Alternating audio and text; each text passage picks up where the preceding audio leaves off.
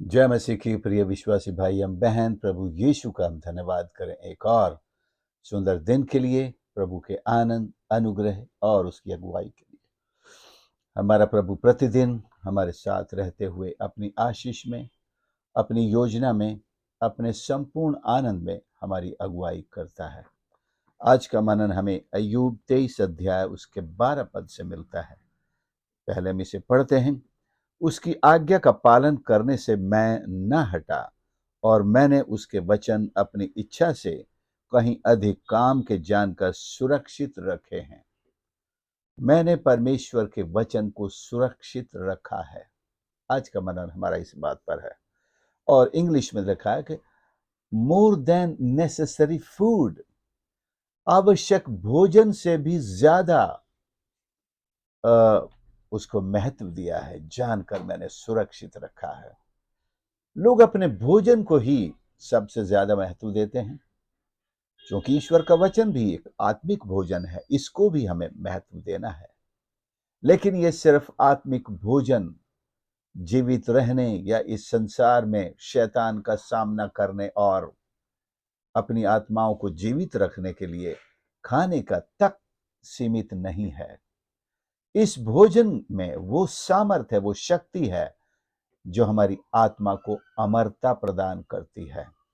दुनिया में ऐसी और कोई चीज नहीं, ऐसा कोई फल नहीं, ऐसा कोई मंत्र नहीं, ऐसा कोई आशीर्वाद नहीं जो मनुष्य की आत्मा को ऐसा अमर करे कि उसे परमेश्वर की संगति मिले।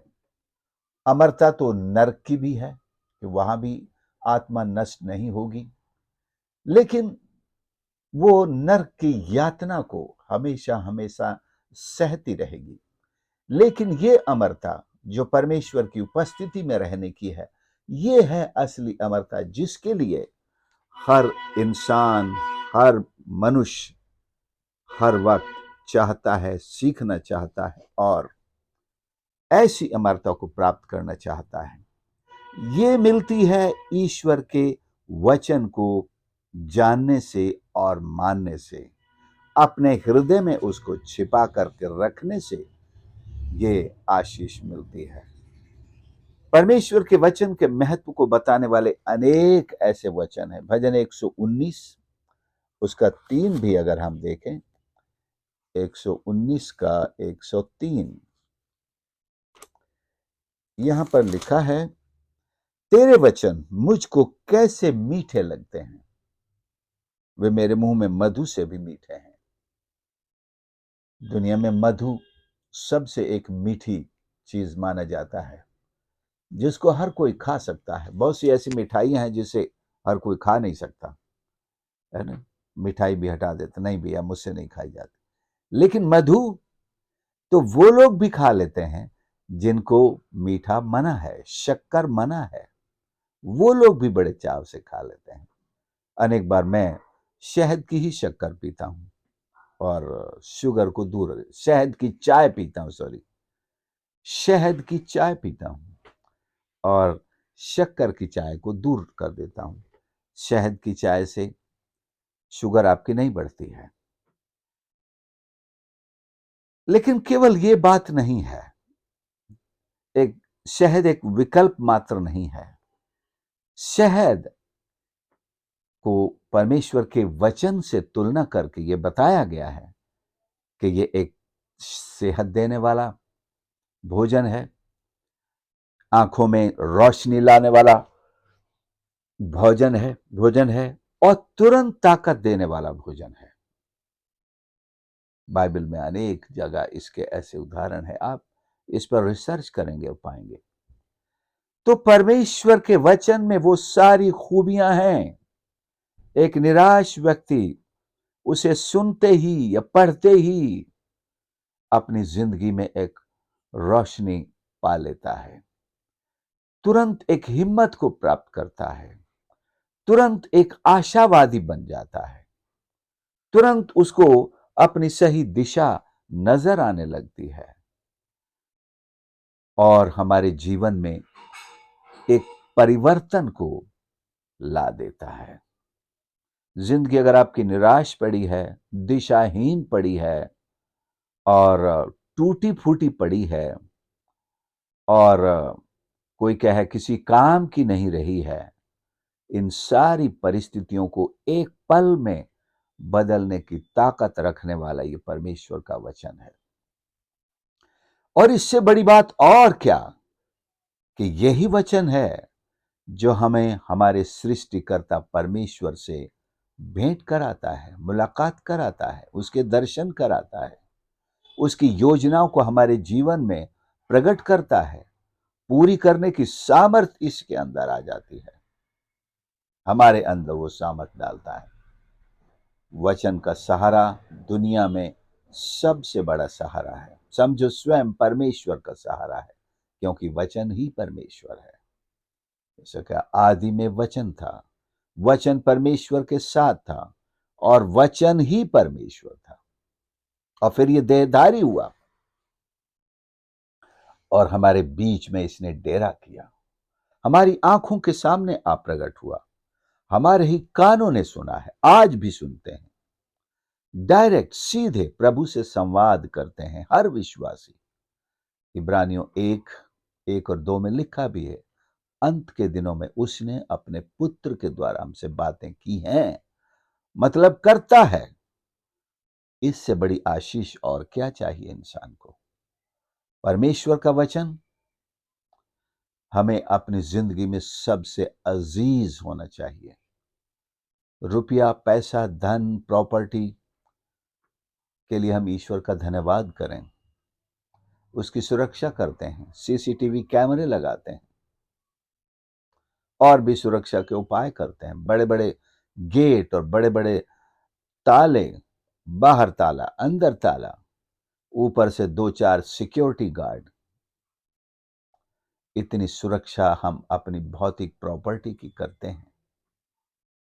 कहता है, मैंने तेरे वचन को सुरक्षित रख छोड़ा है। और इसकी हमें चौकसी भी करनी है, क्योंकि शैतान के बारे में बताया गया है, वो वचन की ही चोरी करता है।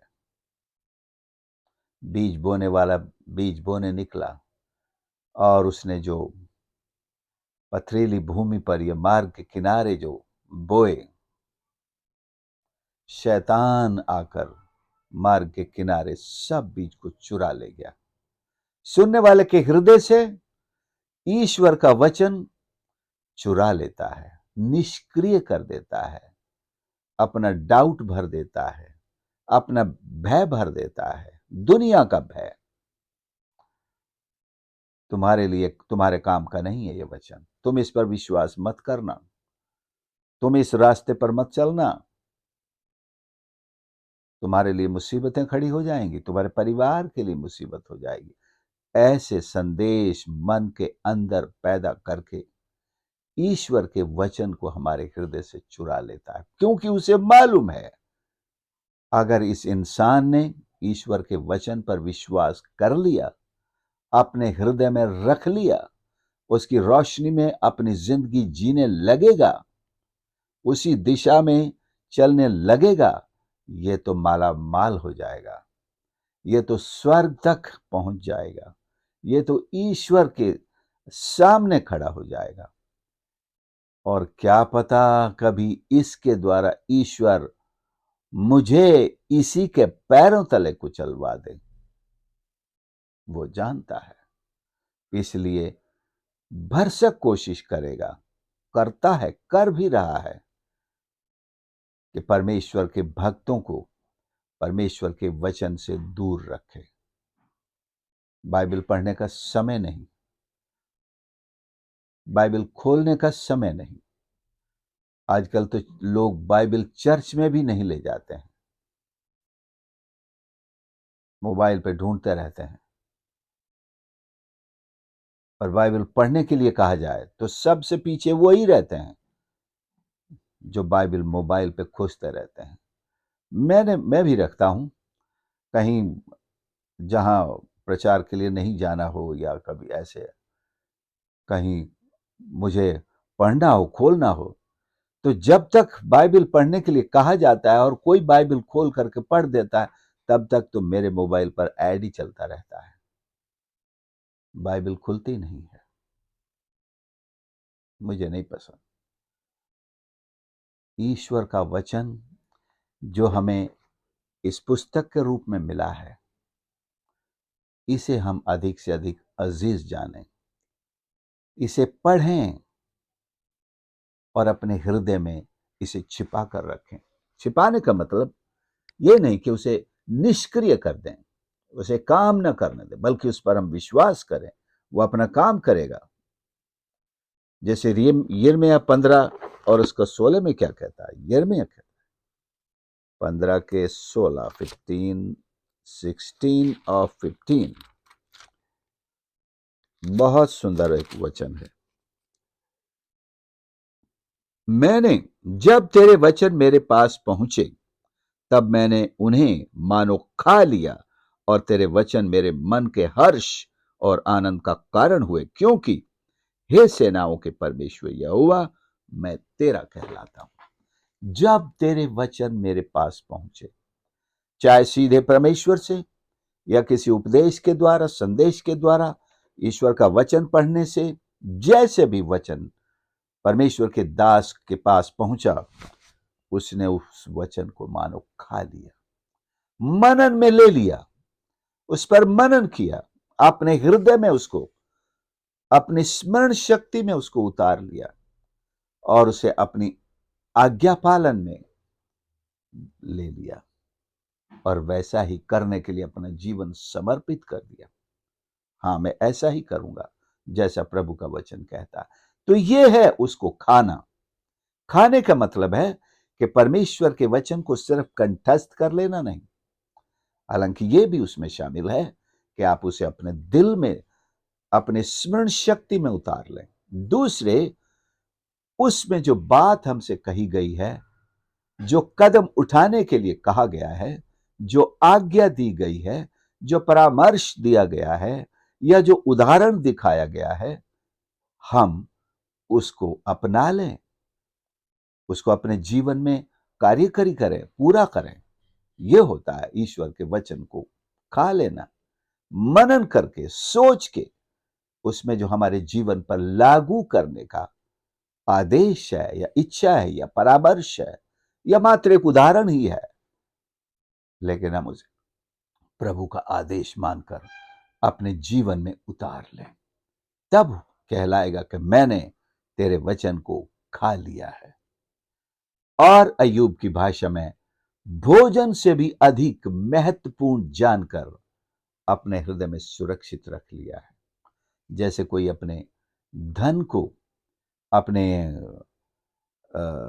यानी कि सुरक्षित स्थान पर अपने घर में रखता है, ताले में रखता है, उसी तरह परमेश्वर के वचन को भी हम अपने हृदय के अंदर रखते हैं। सुरक्षित रखने का मतलब यह है, शैतान चुरा नहीं सके। अगर हम शैतान पर उससे बहस करने लगेंगे, संवाद करेंगे, हमारे वचन पर जो हमने पढ़ा है, जो सुना है, जिस पर हम मनन कर रहे हैं, तो वो कोशिश करेगा कि उस वचन को ऐसा दिखाए, यह तो फालतू है, इस पर तो कोई काम तुम्हारे जीवन में होने वाला नहीं, यह तो बहुत अलग चीज है, ऊंची चीज है, छोड़, इस पर बिल्कुल मनन करने की आवश्यकता नहीं है। सुप्रियो, शैतान के साथ डिबेट ना करें। हम सिंपल, सीधे, सरल विश्वास के साथ उस वचन को ग्रहण करें और उस पर चलना आरंभ कर दें। या प्रभु यीशु की भाषा में, धन्य है वे जिन्होंने बिना देखे विश्वास किया। बिना इस प्रकार की सोच विचार के, डिबेट के, हम उस पर विश्वास कर लें और वैसी आशीष पाने के लिए खड़े हो जाएं, चल पड़ें, तो परमेश्वर के काम हम देखने पाएंगे। प्रभु हमारी सहायता इस तरह करना चाहता है। और पहला पत्रस 2 और उसके 2 में, नए जन्मे बच्चों के समान परमेश्वर के वचन को हम ग्रहण करना सीखें। नए जन्मे बच्चों के समान, पहला पत्रस 2 का 2 मैं जरूर उसे पढ़ना चाहूंगा। Yes, here it is. नए जन्मे हुए बच्चों के समान निर्मल आत्मिक दूध की लालसा करो, ताकि उसके द्वारा उद्धार पाने के लिए बढ़ते जाओ, क्योंकि तुमने प्रभु की कृपा का स्वाद चख लिया है। प्रभु की कृपा हमारे ऊपर हो चुकी है। उसने अपना वचन हमको दिया है, और उस वचन को हमें क्या करना है? नए जन्मे हुए बच्चों के समान। आपको बहुत बड़े परिपक्व व्यक्ति के रूप में नहीं सोचना है। आपको सारी लाइब्रेरी उठा पटक नहीं करनी है कि मुझे इसको और गहराई से समझना है। नया बच्चा कैसे चीजों को लेता है? क्या हम उसे बहस करते हैं, उसके साथ सिखाते हैं? सीधे ये खा लो, उसका मुंह खोल के उसके मुंह में चम्मच डाल देते हैं, खाओ बेटा। वो कोई सवाल नहीं पूछता, ये क्या है, ये कहां से आया है, इसका क्या फायदा होगा, क्या होगा। बच्चे को सिर्फ भूख लगी है, और उसके उसके स्वाद का, टेस्ट का खाना उसके मुंह में डाला जा रहा है, वो खाता जा रहा है। ये है सिंपल तरीके से, आसान तरीके से, बिना बहस किए, बिना उसके बारे में ज्यादा सोचे समझे, जो वचन आपने सुना है उसे विश्वास में ले लें, ग्रहण कर लें, उसके अनुसार काम करने के लिए खड़े हो जाएं। मुसीबत यही होती है कि हम बहुत बहस करते हैं। विश्वास तो उतना हमने मैच्योर किया नहीं, परिपक्व किया नहीं कि ईश्वर का वचन हम समझ सकें। लेकिन चूंकि हम बड़े हैं, 40 साल के हैं, 50 के हैं, तो हमें हर चीज को बड़ी बारीकी से लेना है, और उस पर बहस करनी है, डिबेट करनी है, सोचना है, मनन करने के लिए कहा गया है। तभी हम कुछ उसकी सच्चाई को ग्रहण करेंगे, तो हम सब कुछ बर्बाद कर देते हैं। नए जन्मे बच्चों के समान ईश्वर के वचन को ग्रहण करो। बच्चे सिर्फ भोजन के बारे में ही नहीं, उनको जो कुछ भी कहा जाता है, सिखाया जाता है, वो सब ऐसे सीखते हैं जैसे यही सच्चाई है। अगर कोई झूठ भी उनको सिखाया गया, तो वो इस तरह उसको सीख जाते हैं जैसे यही सत्य है।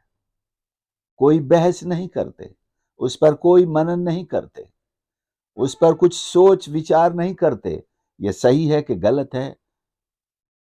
आपने जो कह दिया उन्होंने मान लिया। ईश्वर के वचन के सामने जब हम आते हैं, कम से कम यहां से हम अपनी फिलॉसफीज को दूर रखें, हम अपने तर्क शास्त्र को दूर रखें, हम अपने विचार दर्शन को दूर रखें, तत्व ज्ञान को दूर रखें। वो सारे फ्रेमवर्क इससे दूर होने चाहिए। कई लोग मनन के बहाने उन सारे तर्क शास्त्रों में ईश्वर का वचन कसने लगते हैं, और जो आशीष उसमें ईश्वर देना चाहता है उससे महरूम, वंचित रह जाते हैं, वो खो जाती है। नए जन्मे बच्चे के समान ईश्वर के वचन को ग्रहण करना है, उस भोजन को खा लेना है। मम्मी ने जो चम्मच भर के मुंह में डाला है, वो चाहे जहर क्या ना हो, बच्चा ले लेता है, लेकिन कोई मां जहर नहीं देती है। कहने का मतलब, बच्चा मां से नहीं पूछता है, तो थोड़ा बड़ा होता है तब अगर उसको स्वाद अच्छा नहीं लगता है, खा देता है। तो वो भी एक बच्चे के स्वभाव की बात है, उसे भी हम एक्सेप्ट करते हैं। बहुत सारी ऐसी चीजें हमें खिलाई पिलाई जाती हैं जिनका स्वाद हमें अच्छा नहीं लगता है, लेकिन ईश्वर के वचन का स्वाद हर एक को अच्छा लगेगा। वो शहद के समान है, उसको बच्चा नहीं उगलेगा, नहीं थूकेगा। इसलिए बच्चे के समान ईश्वर के वचन को ग्रहण करना जिस दिन आप सीख लेंगे, हम हमारे चमत्कारों से दूर नहीं है। प्रभु हम सबको आशीष करे। आइए हम प्रार्थना करें। प्यारे प्रभु, मेरे परमेश्वर, मैं धन्यवाद करता हूं आपके इस पवित्र वचन के लिए, जो आपके पवित्र वचन के महत्व को हमारे जीवन में हमें सिखाता है, प्रकट करता है। और हमने खुदावंद अनुभव से आपके वचन के महत्व को जाना है, उसकी सच्चाई को जाना है। इस वचन ने हमारी जिंदगी को परिवर्तित किया है, जीवन दिया है, और परमेश्वर हर प्रकार की आशीष हमारे जीवन में आई है। हमारी सहायता करके हम आज से आपके वचन को नए जन्मे बच्चों के समान ग्रहण करने वाले बन सके। हमारा मनन भी बच्चों के समान का मनन हो कि हम उसकी सच्चाई को अपनी आज्ञाकारिता में बदलते चले जाएं और उन आशीषों में हम आगे बढ़ें। हर एक सुनने वाले को आशीष कर परमेश्वर उनके जीवन को अपनी उपस्थिति, आनंद और आशीष से परिपूर्ण कर दे। यदि किसी तरह की रुकावट है, वे जब आपके सम्मुख कन्फेस करते हैं, उन्हें क्षमा कर और अपने वचन के मीठे स्वाद में प्रभु भरने के लिए उनके हृदयों को खोल दे। ये चाहत उनके दिलों में, हम सबके दिलों में डाल दे कि आपके वचन को प्रतिदिन हम एक स्वादिष्ट भोजन के रूप में खाते रहें, अपने हृदय में जमा करें और उसी की रोशनी, उसकी आज्ञाकारिता में अपना जीवन चलाने वाले बन सकें। सबको आशीष कर प्रार्थना उद्धार करता प्रभु यीशु के नाम से मांगते हैं, आमीन। प्रभु आप सबको आशीष करे। आपने संदेश को सुना, जरूर दूसरों के साथ भी शेयर करें और इस चैनल को यदि आज तक सब्सक्राइब नहीं किया है तो प्लीज सब्सक्राइब करें। God bless you.